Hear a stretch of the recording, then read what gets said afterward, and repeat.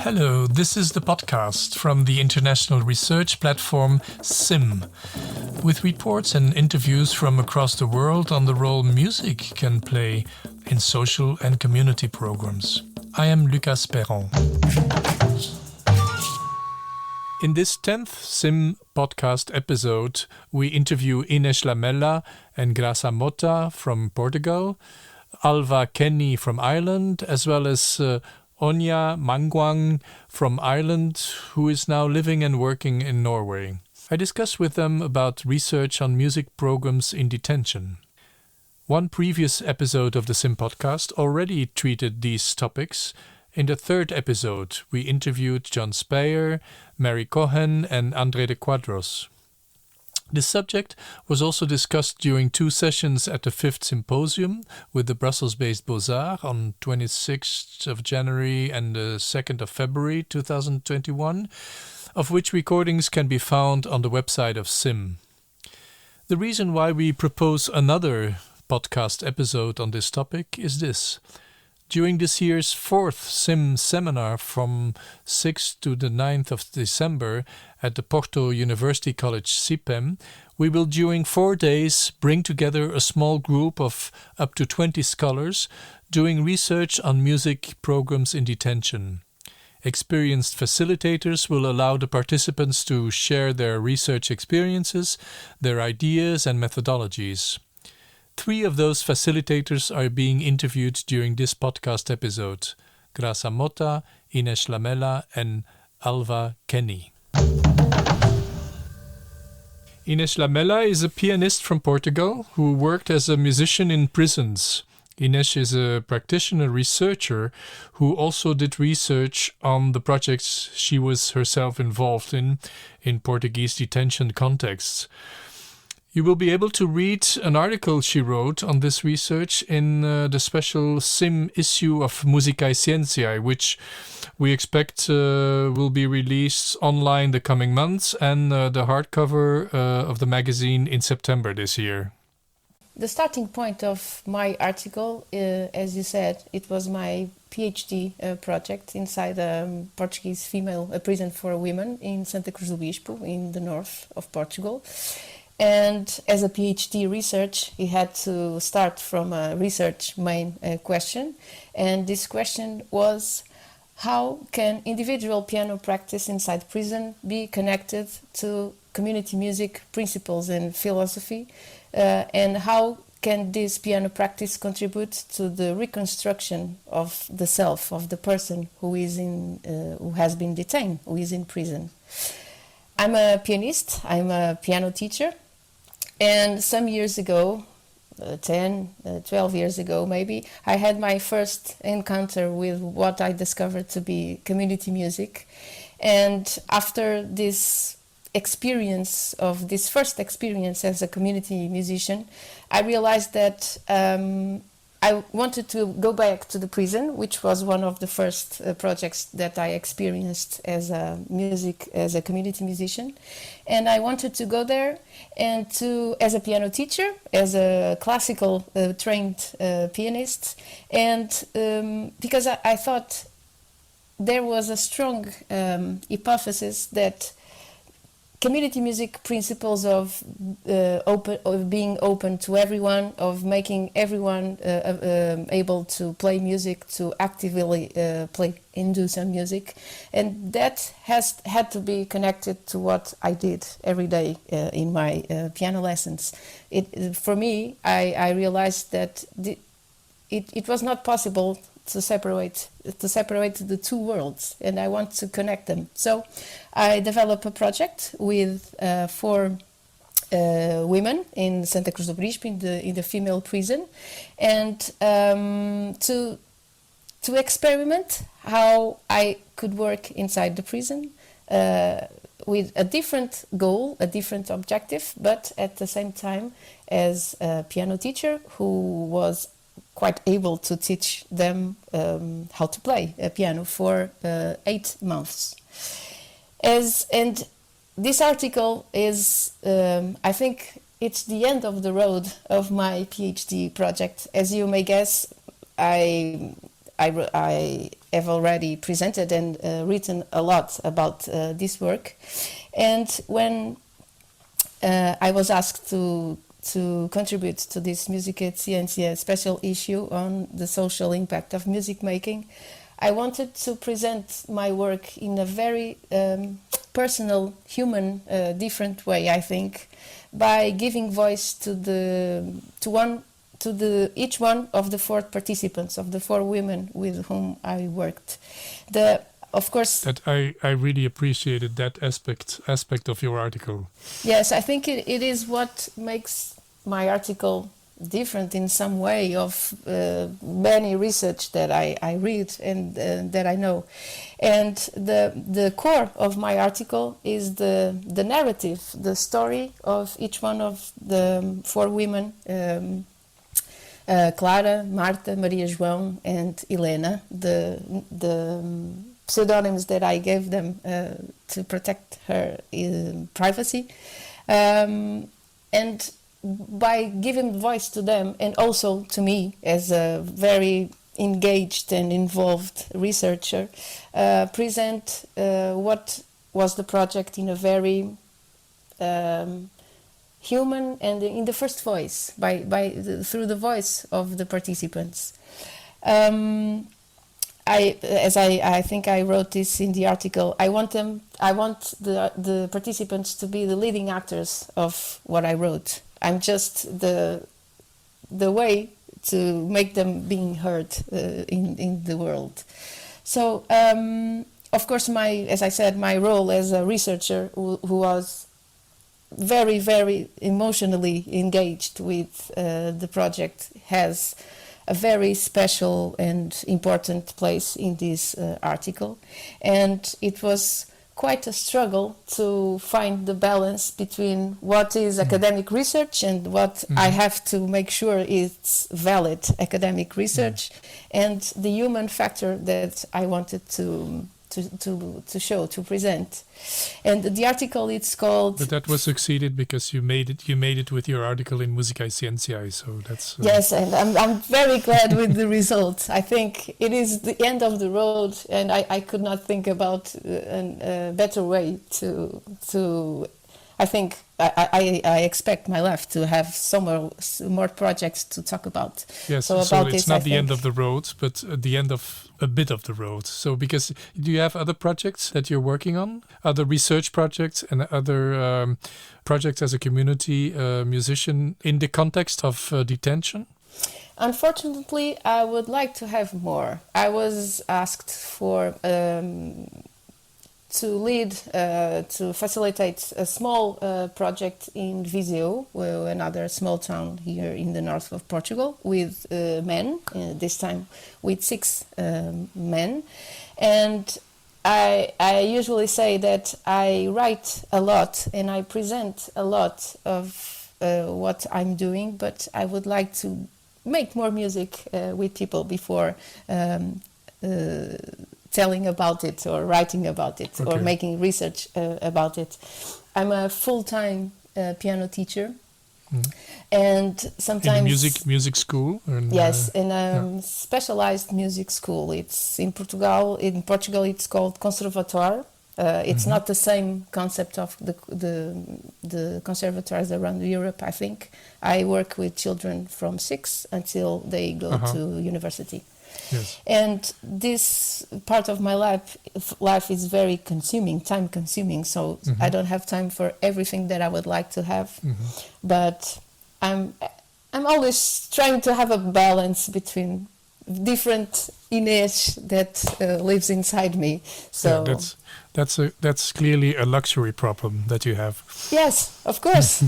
Too much choice. Yes. Too much to do, too much to choose, and too much to think about. Yes. So I would like to speak about the seminar that we're going that's going to be organized at SIPEM in Porto in December, which will bring together a small group of scholars, and some of them will be musicians, scholars doing research on music programs in detention, in prisons, and other forms of detention centers. You will be one of the facilitators, so you're not going to come and teach anybody, but your task will be to allow and to facilitate the exchange of experiences and ideas and methodologies also within that group of 20 scholars.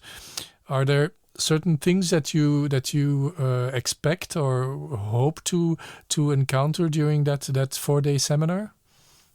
I'm expecting a lot. When I was invited to be part of the facilitators team, I was very happy, of course, because I was in Antwerp in 2019 in the SIMM research seminar. And as a participant, yes. As a participant. And then when I arrived in Portugal, I went straight from the airport to teach to my music school.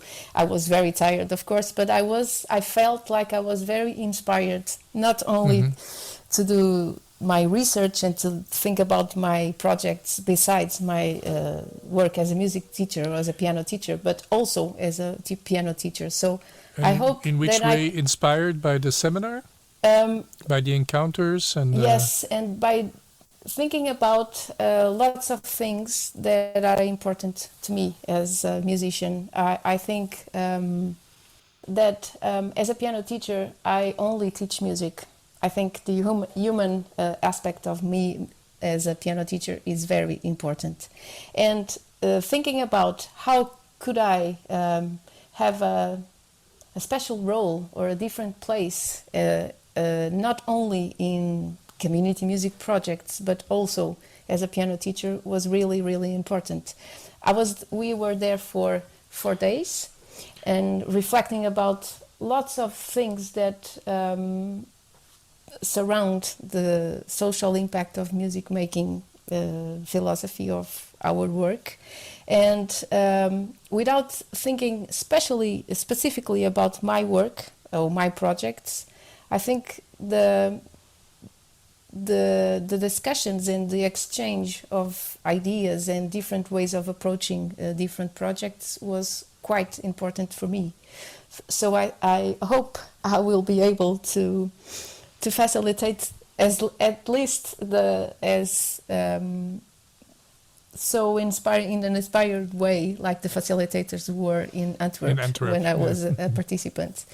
And of course, this seminar is specifically centered in music in detention, so I think it will be even more challenging for me to facilitate, to reflect about the subject which tells me so much.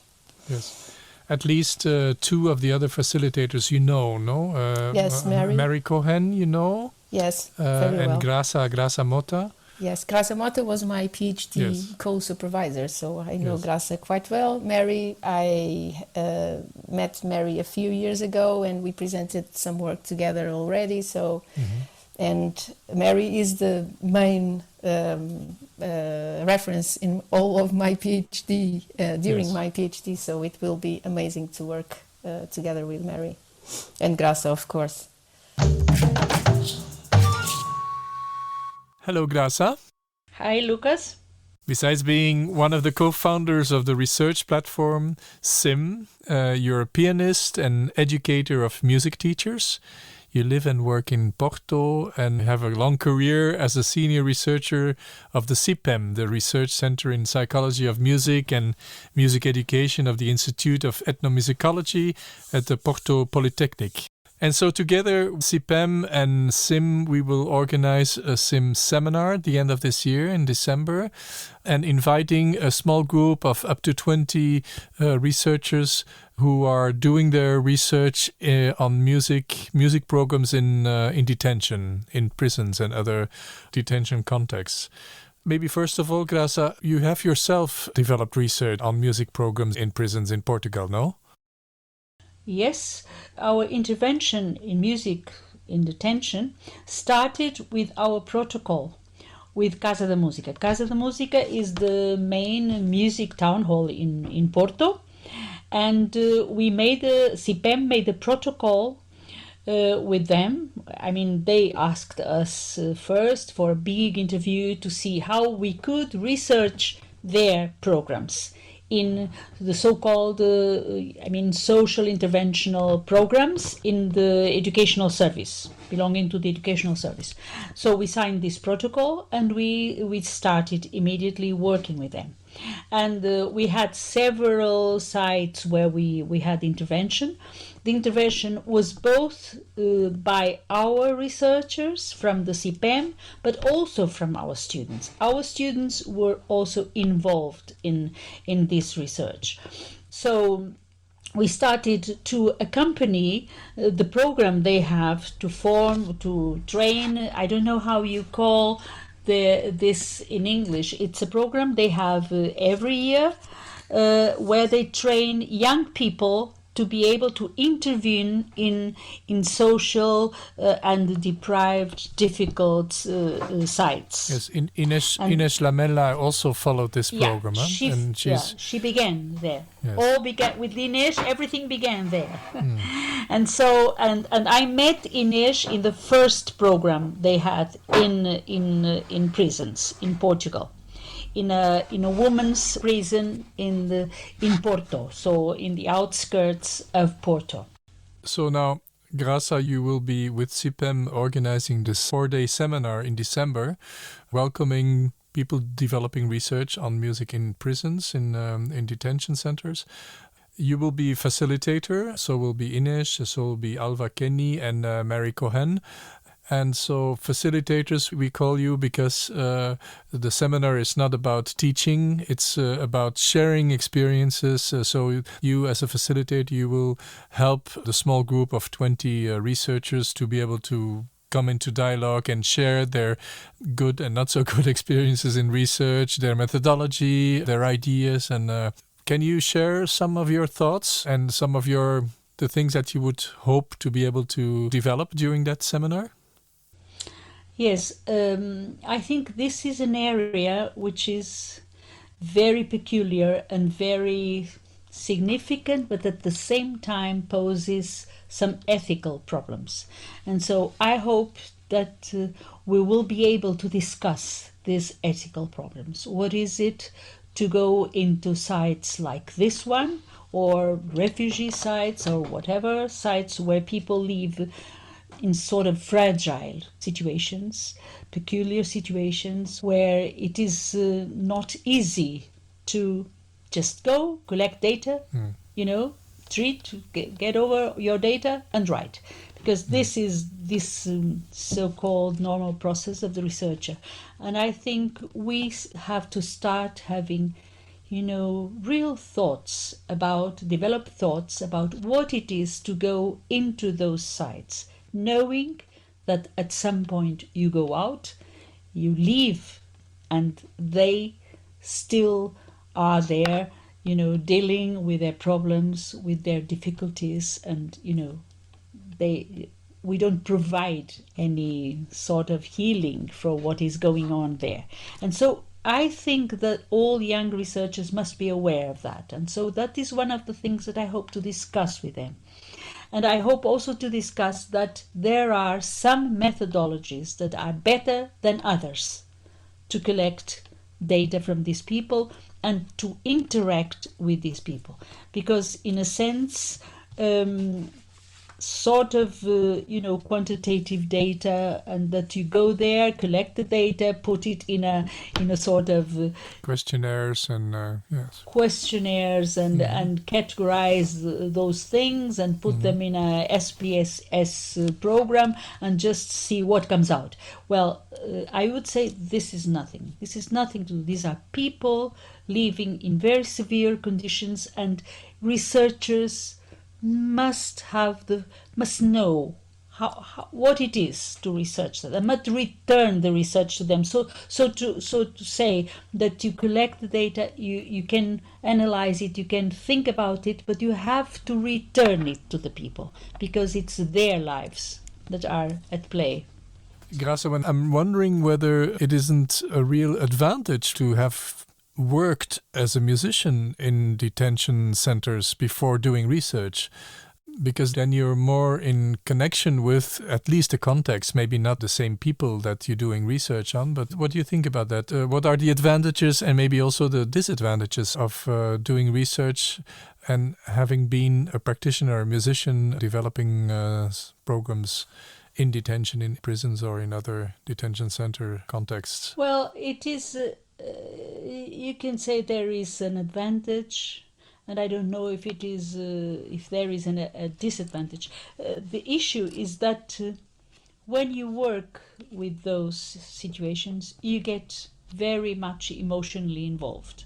There is no way that you don't get emotionally involved, because things are very difficult there. People are each of them are under very special conditions. Some of them are taking many drugs so that they even can sleep or whatever, And so these people, it's not easy to get them to express their feelings, to express what they think about the music that is going on.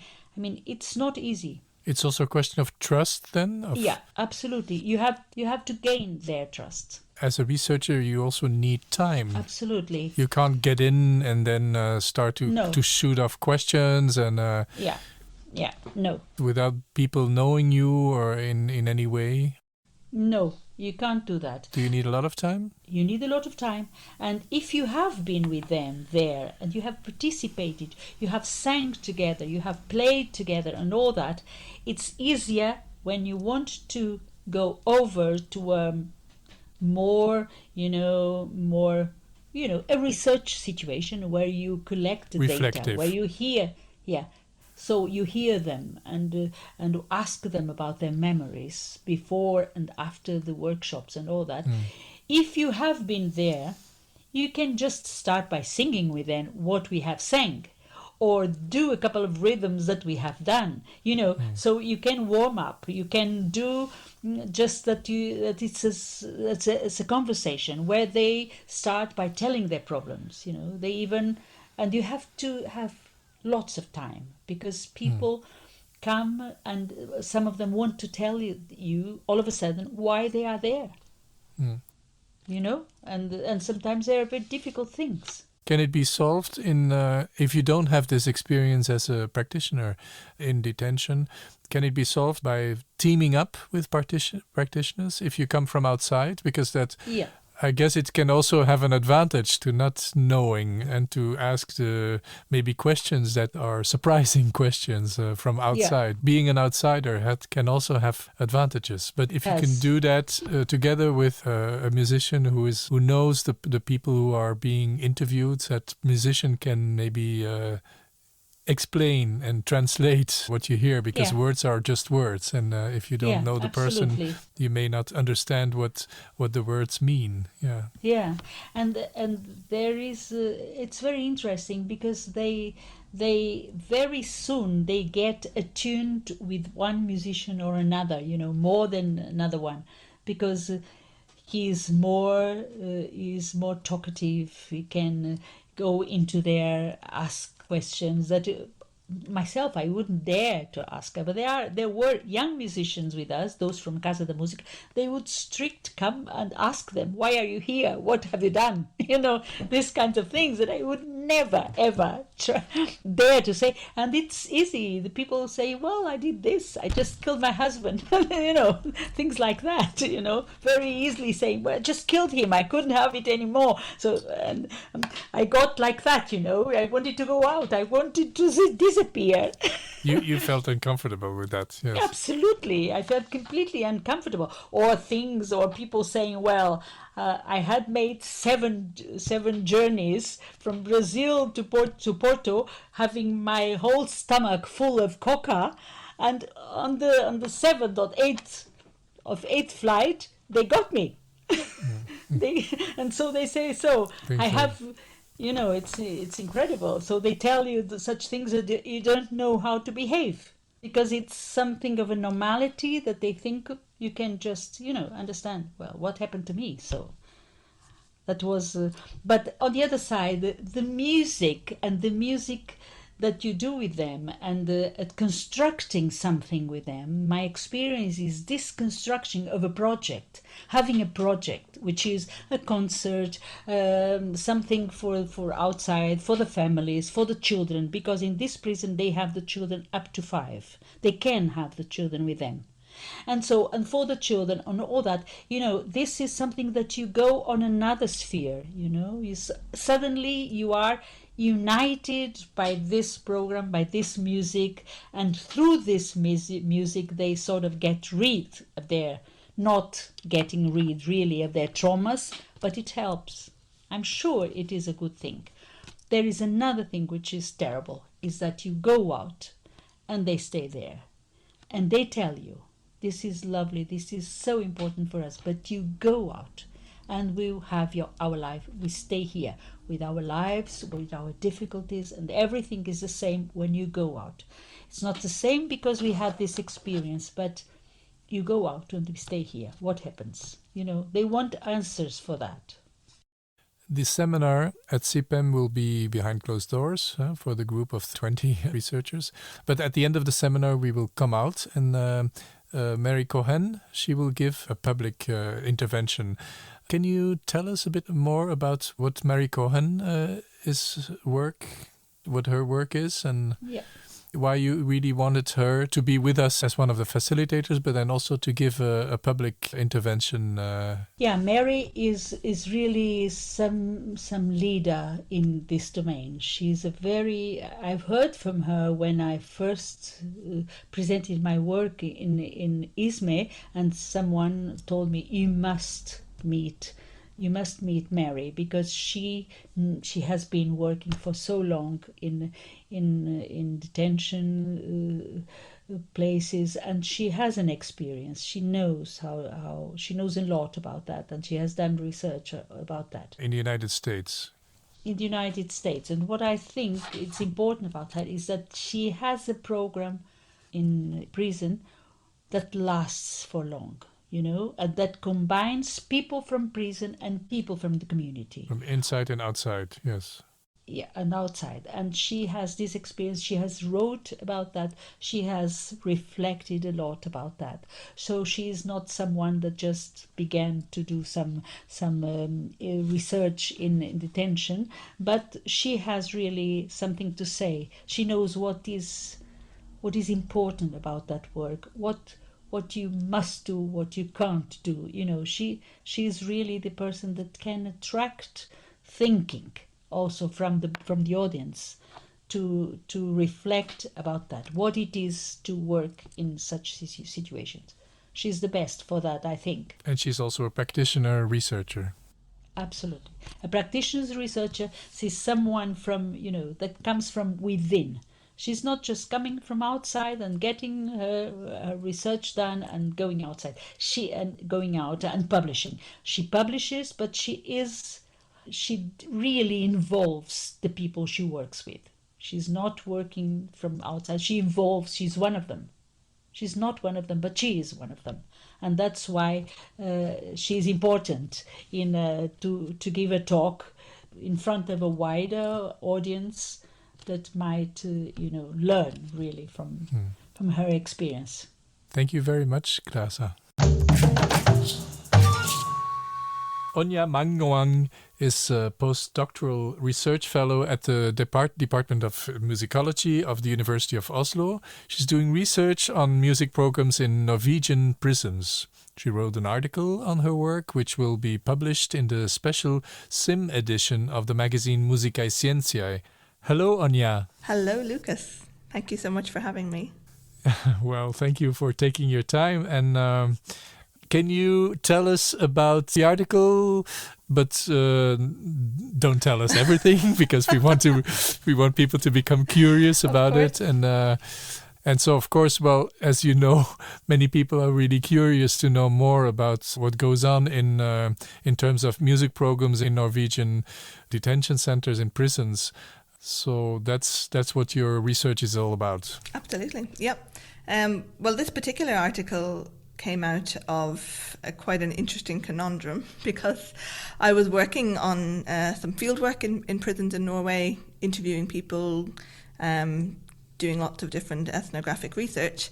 And then, of course, the coronavirus hit, and I had to suddenly overnight stop all of my research in prisons. And I was not quite done. I was only, part of the way through with my interviews and things. So I sort of had to take a little bit of a sidestep, and hence the focus of this article actually is just on the perspectives of the facilitators and practitioners who work in prisons, because they were the ones that I could actually do the most follow-up interviews with and could speak with, because almost overnight, overnight, all of my fieldwork sort of dried up in a way. So that's sort of part of the story behind this particular article that's coming out in Music Asciente. So it's building on my bigger project, which is about the use of music in prisons in Norway. But this particular article also fills a little bit of the gap, because I've noticed in a lot of the literature that was coming out about music in prisons that there isn't that much, or at least I didn't think there was as much written about the perspectives of those who are working in prisons as I thought, who obviously play a really big role. The musicians who volunteer or who are employed by either the prison or by local communities to work and provide musical services in the prisons. And I was really interested and just quite curious to know what was their motivations, what drove them to work in prisons, and what were their experiences like, and what did they think of the system? Was it sort of the ideal system as pictured from the outside about music in Norway? So I had a really good chance to speak in depth with several people who worked in prisons, and that sort of provided the basis of the data for this particular article. And it was a very nice opportunity to sort of go and just look at this particular sector in a way that hasn't been done so much before. That's sort of the kind of backstory to this article. What made you become interested to do research in this field, in this particular field? In the prison literature that I was reading, Norway kept coming up as being this incredibly exceptional place where they have like the best prison model, where everyone sort of talked about them they got it right. Lots of music instruments and recording studios and lots of amazing facilities. There was a lot of money. So there was it kept coming up in the literature from multiple perspectives. But what was missing for me was that even though music seemed to feature certainly in a lot of the documentaries and in a lot of media reports, any media report that you read about Norwegian prisons, nearly all of them will mention like the really high-tech music studios they have. But there wasn't very much literature written in English, at least academic scholarship that I could find, that was actually writing about the actual realities of what the music projects and programs in prisons in Norway dealt with. So I was quite curious to know, from my other experience, how it worked here, and if there were any similarities, even with what I saw in the Philippines and what I've read about elsewhere. So that sort of is what drove this project. My application, I wrote a project proposal, and that's what sort of gave me the opportunity to do a 4-year study here on this topic. Yes, and well, you're stuck in Norway now, but there are worse places to be stuck in. But I guess you need time when you're coming from outside to come to an understanding of the context. And absolutely. I've had a chance to read your article already. Yeah. So in your article, you make clear that the situation can be quite different from one prison to the other. Can you say something about that? Of course, yeah. I mean, this is... and this is true of anywhere, I think. We like to make blanket statements about, prisons in the US, prisons in the UK, prisons in Ireland, prisons in the Philippines. But of course, each of them are so different. They're their own, their own kind of microclimate in a way. They have different governing board, different different impetus. They have different security levels. They have completely different numbers of people living there. So each of them are very different, and I think especially so in Norway. Norway is a very interesting, differently built also, absolutely. So I mean, Norway has quite an interesting prison history. Also, I think that the geography of the country plays a lot to do with it too. Norway is a very long and narrow country. It obviously got its capital city Oslo down in the south, but then otherwise you've actually, it's quite sparse. So you've got all of these mountains and fjords and separating places. So for a country of just just over 5 million people, I think, or maybe 6 million people, but there's over 50 prisons, so it's actually quite a large number of smaller units for a small population. So they're also closer where their families and friends live, or so, where their communities. Yeah. Exactly. I mean that's a huge factor in how the Norwegians believe prison rehabilitation should be, that you should be housed close to your community, and you are the responsibility of the community that you live in, and your sort of commune, as they call it. So that the whole idea here is about reintegration, because there is no life sentence in Norway, there's no death penalty. So their idea is that almost everybody will get returned to the community.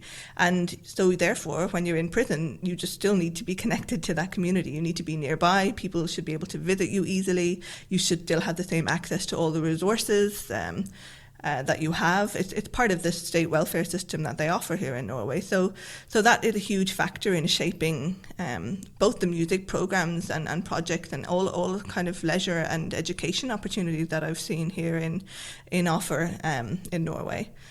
So it's a very unique prison landscape here, I would say, compared to obviously a lot of places.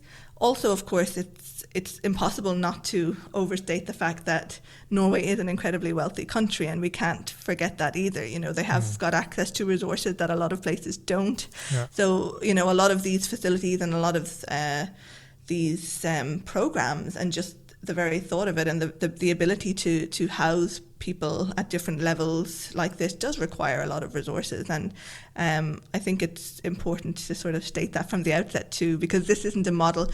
You often hear of people in the US thinking, we need to, build prisons that are more like the Scandinavian model. But of course, you can't just import the prison and not the rest of the model. It's very hard to be quite choosy about it. You have not yourself worked as a musician, as a practitioner in music programs in prisons. Is that something that you missed when you were out in the prisons or discussing with musicians involved in these programs? It's a good question. No, I've never worked in any kind of music providing capacity in prisons at all. I have worked as a music teacher and played gigs and things in hospitals, in other contexts, and care homes and things like that. But I've never actually worked in prisons. I will say during my research, especially during my field work here, I have ended up participating in some music projects that have happened in prison. So while I haven't been working on them, I have ended up doing kind of maybe more participant observation than I had anticipated, because of the sheer nature of it. You sort of end up, you're in a room with people making music, and especially in Norway, these can be very small groups. And so you're just sitting there in the corner trying to take notes or trying to observe, and then suddenly you're just being told, well, we need somebody to sing the melody line or the harmony line.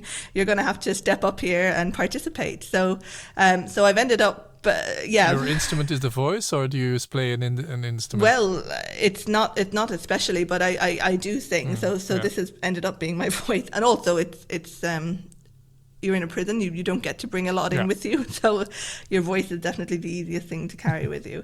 But so I've ended up, especially in one of the prisons that I was doing fieldwork in, I've ended up being part of the prison choir, and ended up being part of a little band that was forming, and have had the experience then of performing at the end of semester concert in front of all of the other people who were coming to the concert. So that was a pretty daunting experience, and I have to say it gives you a real insight into how absolutely nerve-wracking it is to perform in this kind of a prison setting, where there's no stage, where you're just on this equal level with those who are in prison, and almost at eye level with people.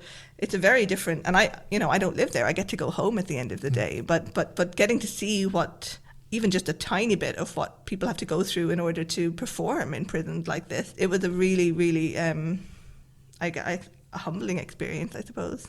Would you be interested to be involved as a practitioner, as a musician? I mean, I think it's a good question.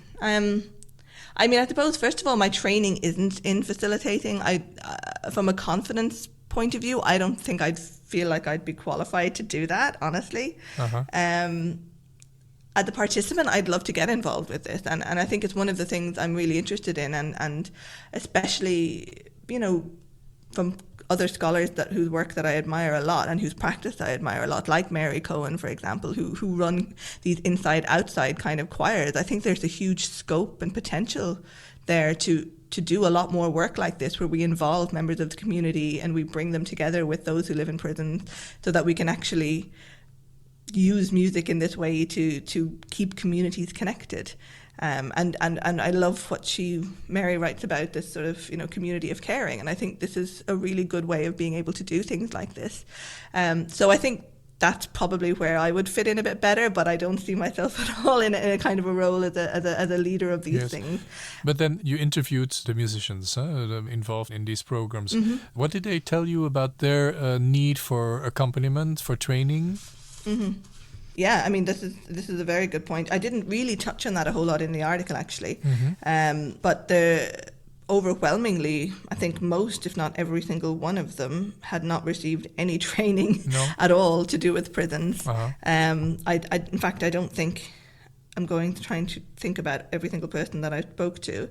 I mean, I think most people had built up experience either as music therapists outside of prison settings and then moved into prison mm-hmm. settings. And then most of the other people had just other music facilitating experiences that then they just started working and then kind of learned on the job. But none of them had any kind of specific training in prison. So I think that was a big adjustment, trying to get used to the formal setting of a prison and all the restrictions that come with that. Do you know of any such training existing in Norway? Not for musicians, as far as I know. No, so because this is the other interesting thing, of course, like music practitioners, they sort of fall into this weird nowhere land because they're not really prison staff. So they don't get that training that prison staff have. And I will say in Norway, prison staff, they have a college degree. They train for 3 years.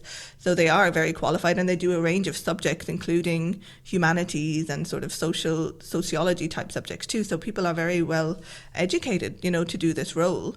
So they're not prison staff, so they don't have that training.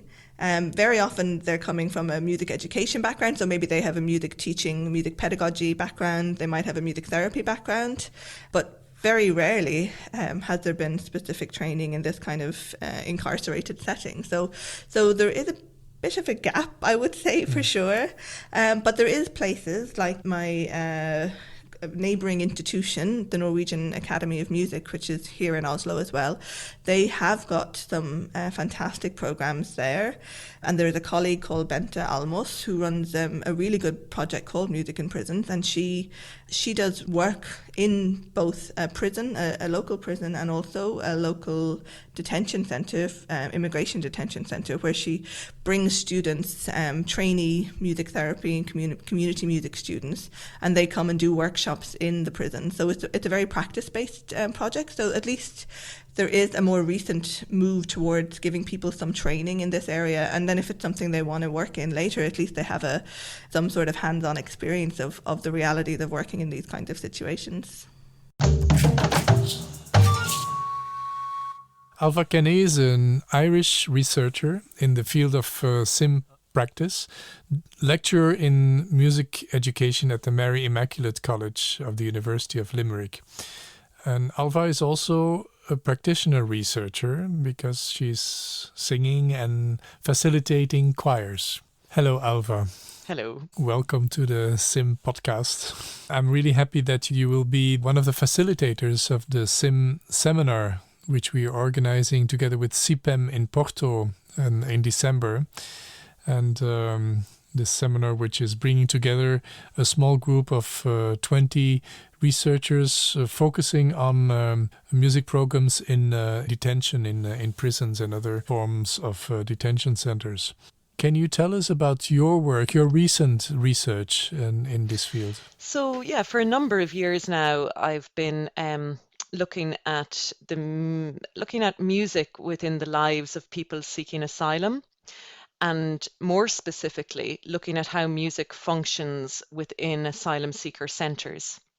So This interest really started, it started a long time ago. I have been looking at music communities and how people make music within certain groups for a long time. But my interest in how music functions within asylum seeker centres is more recent. And what I find most interesting about it is asylum seeker centres are very distinct places. They are unique kinds of environments for children to grow up in, first of all, but also for adults to spend their time there when they arrive into a country, that this is the environment that they find themselves in, and often for longer periods than first anticipated. And they're places that are very marginalized, very segregated from society. And I really was interested to know, number one, was music happening at all within these centres?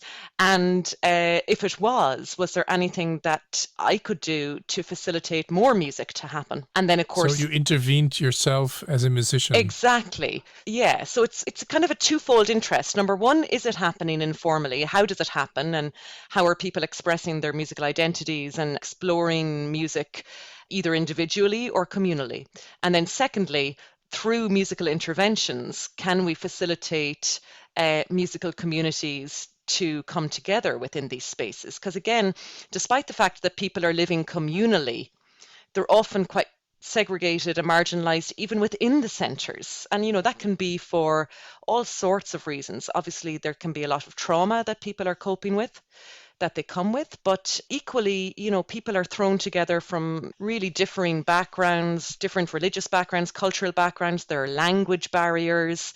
There are all sorts of reasons why people are just sitting within their own rooms and not necessarily integrating within the communal setting they find themselves within. So initially, my first thought was, well, is there a way that people can form a sense of community around music within the centres?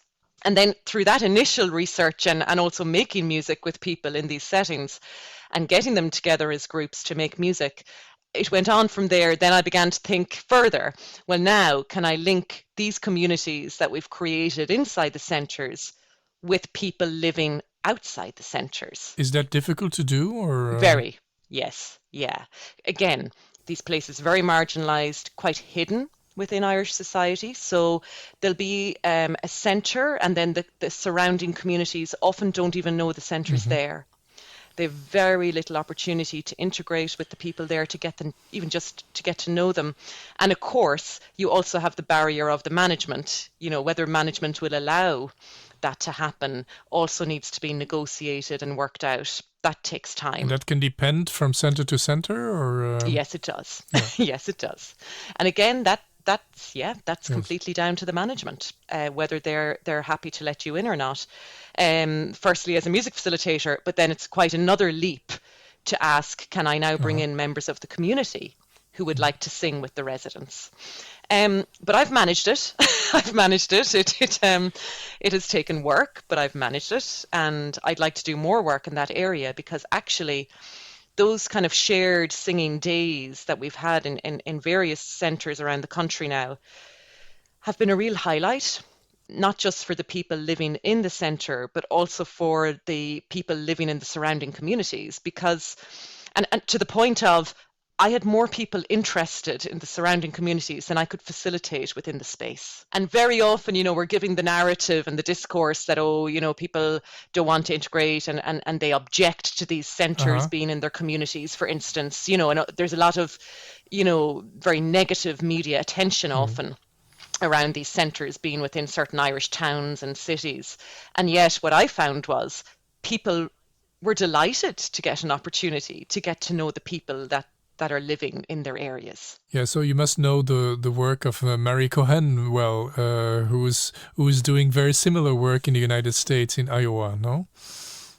Absolutely, that idea. And actually, early conversations with Mary when I started this work were incredibly helpful to me in thinking about that inside linking with the outside. Yes. And also that notion of flipping that idea of who is host on its head. So, you have these migrants who have come to a so-called host country, but actually when you have these shared singing sessions, they get to be host. You know, they get to host the people coming in. And that really kind of upsets that power differential of, and, you know, tries. I'm not saying it can achieve a power balance. Of course it can't, where people are still illegal. But it in some way addresses that notion of who holds the power of being host. Yeah, these questions, let's call them questions also of social justice, are questions which are occupying you in your work. Yeah, very much so. And as I said, that I mean, I'm also very interested in musical identity within these spaces, and how by facilitating spaces for people to express their musical identity, they can be more than someone seeking asylum, you know, because that becomes all consuming as an identity and as a label. So through music, they can be something else, you know, and go into a different headspace that's not all about gaining refugee status, dealing with the bureaucracy of all of that, you know.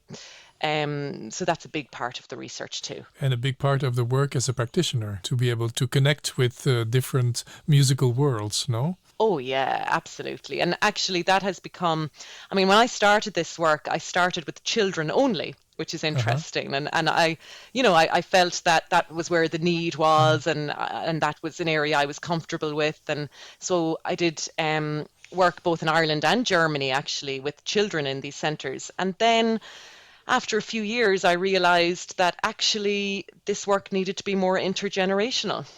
That within these centres, it wasn't so clear cut as, say, a school setting or even a music community, you know, as saying now we have a children's session and now we have an adult session.